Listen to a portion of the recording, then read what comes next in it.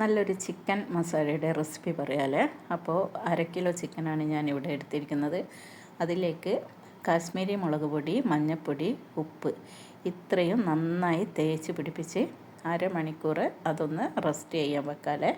അപ്പോഴത്തേക്ക് ഒരു പാൻ എടുത്ത് അതിൽ മല്ലി, കുരുമുളക്, അതുപോലെ വലിയ ജീരകം, കറിവേപ്പില ഇത്രയൊന്ന് മൂപ്പിച്ചെടുക്കാം.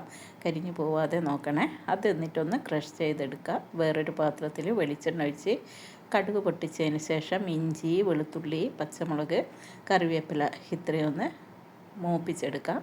അതിലേക്ക് മസാല പുരട്ടിയ ചിക്കൻ ഇട്ട് കൊടുത്ത് ഒരു 10 മിനിറ്റ് ചെറിയ തീയിൽ വേവിച്ചെടുക്കാമല്ലേ.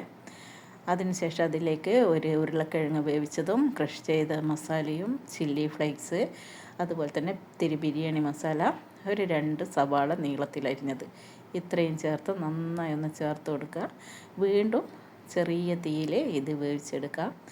ഒരു 10-20 മിനിറ്റോളം നന്നായി മൂടി വെച്ച് വേവിച്ചെടുത്ത് കഴിഞ്ഞാൽ നമ്മുടെ ചിക്കൻ മസാല തയ്യാറായി കഴിഞ്ഞ് സൂപ്പർ ടേസ്റ്റാണ്.